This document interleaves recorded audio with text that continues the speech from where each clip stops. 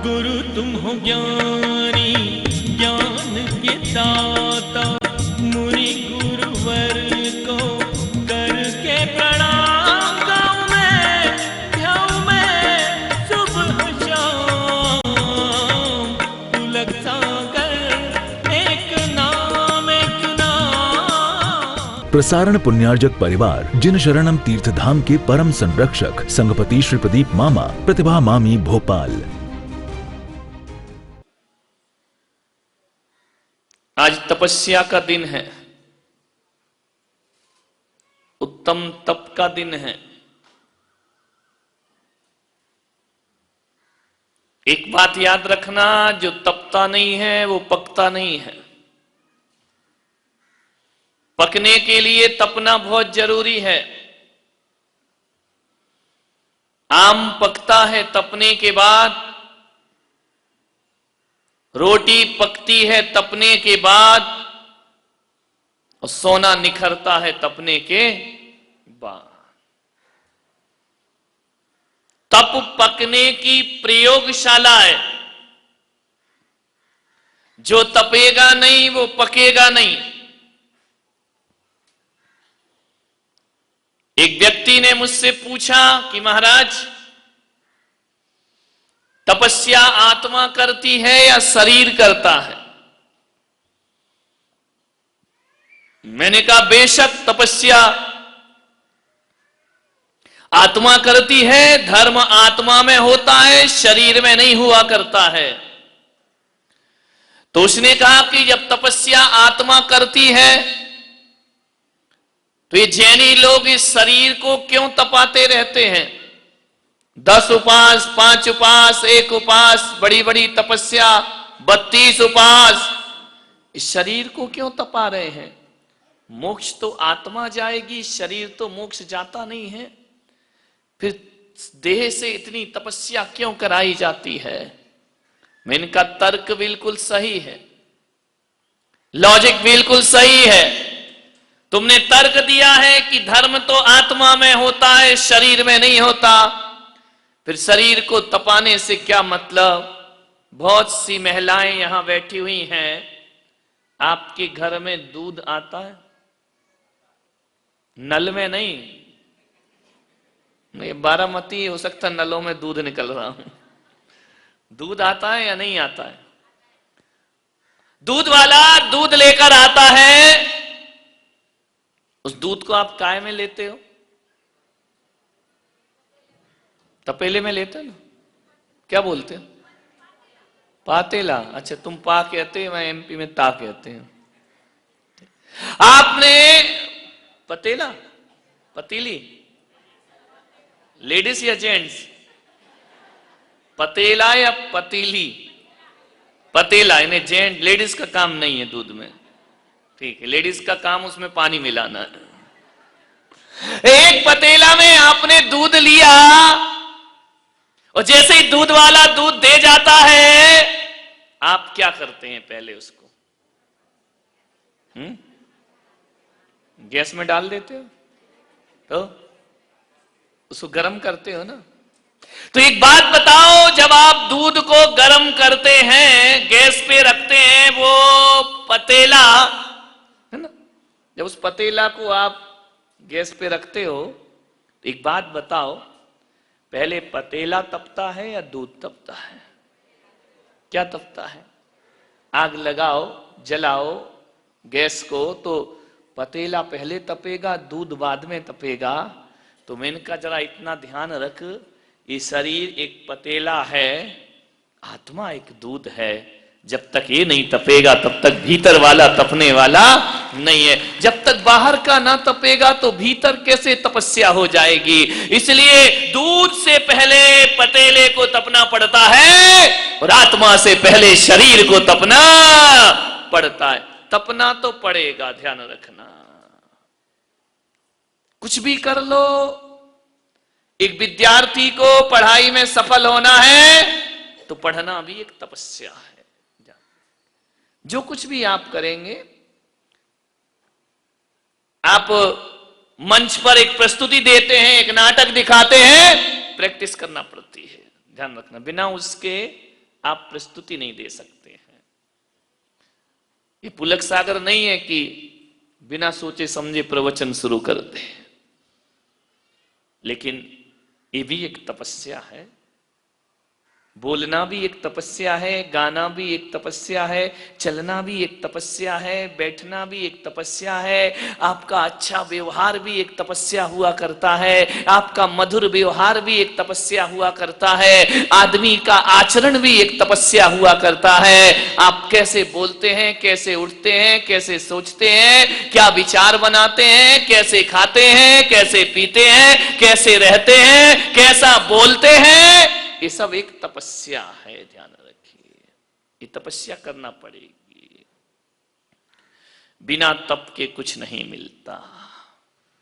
लोगों ने कहा ये तपस्या क्यों की जाती है, क्या जरूरी है? आत्मा को कुंदन बनाना है तो तपस्या करना पड़ेगी। सोने को निखरना है तो आग में तपना पड़ेगा।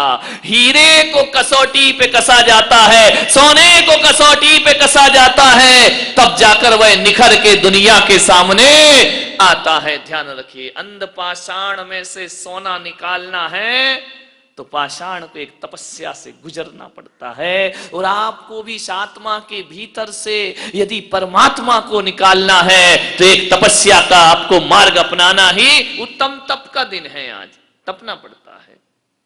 महिलाएं रोटी बनाती हैं, वो आटे का गोल गोल करती, क्या होता? लोहे।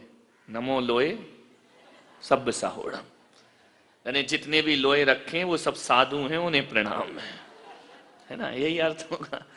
वो लोई या लोहे? लोहे या चलेगा। तो वो जो बनाते आप आटे का गोल गोल करके आपने बनाया, उसको चकले में, मैं सीख गया हूं तुम क्या बोलते चकला, है ना, उसमें डाला आपने। फिर महिला एक बेलन उठाती, उससे उसको गोल गोल घुमाती जाती है स्टाइल से। आदमी नहीं, आदमी घुमाएगा तो वो बनाएगा गोल गोल चांद, बन जाएगा भारत का नक्शा। ये कला केवल महिलाओं में हुआ करती है, वो ही बना सकती है रोटी। जब वो रोटी बनाती है, ध्यान रखना, उस गोल पीस को आपने बेलन से बेला और गोल रोटी बन गई। अब बताइए रोटी एक है या दो है? एक लोया है तो रोटी भी एक ही होगी ना। रोटी एक हुआ करती है, बेलन से बेलने के बाद भी रोटी एक है, लेकिन जब उस रोटी को उठा के किसी तवे पे डाल दिया जाता है, और तवे में जब रोटी तपती है तो वह थोड़ा थोड़ा सा फूलना शुरू होती है। फिर तवे से निकाल कर जब उसे किसी आग में डाल दिया जाता है तो रोटी ऐसी फूल जाती है जैसे महिलाओं का मुंह फूल जाता है, वैसे ही रोटी भी रोटी फूल जाएगी। ध्यान रखना, तपने के बाद। और उसके बाद उस फूली हुई रोटी को आप लो, गोल मटोल रोटी को, गोल गोल रोटी को आप लीजिए, फूली हुई रोटी को लीजिए और दोनों के छोर पकड़ के ऐसा करिए, एक रोटी अलग हो जाएगी, दूसरी रोटी अलग हो जाएगी। ध्यान रखना, जब वह रोटी तप जाती है तो दोनों परत अलग अलग हो जाया करती हैं, और जब आत्मा भी तप जाती है शरीर अलग हो जाता है और आत्मा अलग हो जाता। तपना पड़ता है। क्यों रे, मोबाइल चला रही है, अकल धेला वर्ग की नहीं, तनख्वाह बढ़ा दो। आगे बैठा मोबाइल चला रहा है, 10 लक्षण कर रहा है। ध्यान रखिए, ऐसे मोबाइल है, क्या बताऊं इसको। विचार करना है आपको, बिना तपस्या के अलग अलग नहीं हो सकते हैं। ध्यान रखना, तपना तो पड़ता है। आम मीठा कब होता है? कच्चा आम मीठा होता है क्या? नहीं। मीठा कब होगा?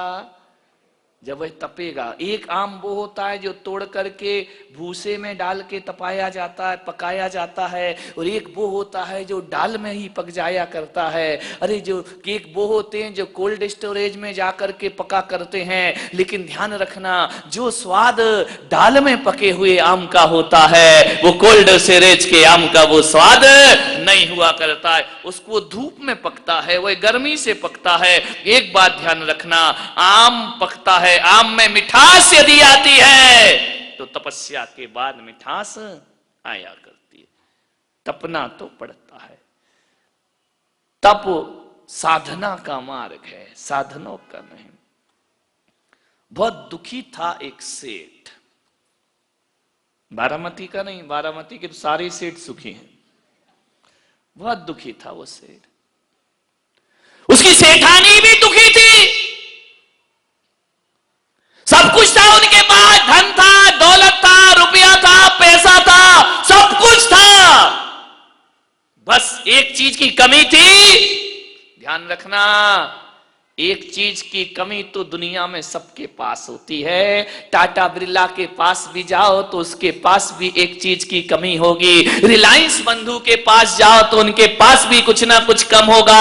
आप कितना ही दुनिया से बहुत कुछ इकट्ठा कर लो, लेकिन सब कुछ दुनिया में किसी को मिलता नहीं। एक बात ध्यान रखना, दुनिया में ऐसे लोग हैं जिन्हें कुछ मिलता है, दुनिया में ऐसे लोग हैं जिन्हें कुछ कुछ मिलता है, दुनिया में ऐसे लोग हैं जिन्हें बहुत कुछ मिलता है, लेकिन दुनिया में ऐसा कोई आदमी नहीं जिसको सब कुछ प्राप्त हो जाए। सब कुछ तो किसी के पास नहीं है, कुछ है, कुछ है, बहुत कुछ है, लेकिन सब कुछ किसी के पास नहीं हुआ कर। कहीं भी चले जाओ, आप मेरे पास आ जाओ, मेरे पास कुछ है, कुछ है, बहुत कुछ है, लेकिन आप बोलो सब कुछ, तो सब कुछ तो संतों के पास भी नहीं हुआ करता है। क्योंकि अभी हम में बाकी है, अभी हम मुनि तो बन गए, लेकिन अभी भगवान बनना सब कुछ किसी को नहीं मिला करता है। कोई ना कोई कमी तो दुनिया में सबके पास रहा करती है। चक्रवर्ती के पास जाओ,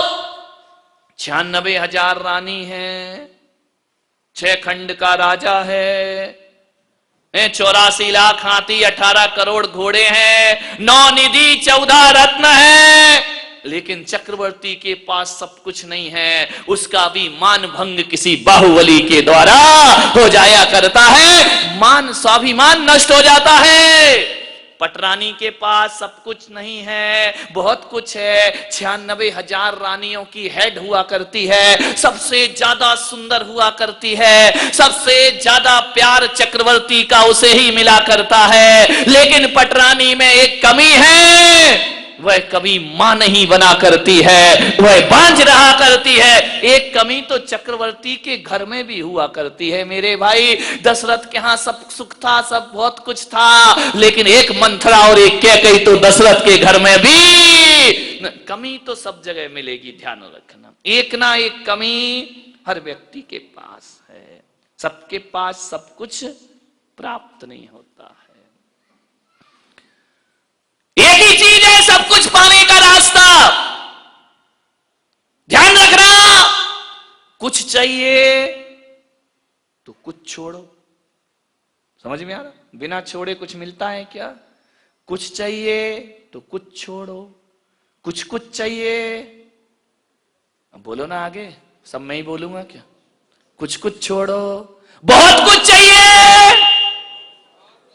और सब कुछ चाहिए तो जो सब कुछ छोड़ता है उसे सब कुछ प्राप्त हो जाता है। कुछ चाहिए तो कुछ छोड़ो, कुछ चाहिए कुछ छोड़ो, बहुत कुछ चाहिए बहुत कुछ छोड़ो, और सब कुछ चाहिए तो भगवान की तरह सब कुछ छोड़। ध्यान रखना, ये दुनिया का गणित है। जो सब कुछ छोड़ेगा उसे सब कुछ प्राप्त होगा, जो कुछ छोड़ेगा उसे कुछ प्राप्त होगा। बस यही उत्तम तप का दिन है। सेठ एक मुनि के पास पहुंचा, महाराज प्रणाम किया मुनि को। सेठ भगवान का प्रणाम करने के बाद पूजन करने लगा।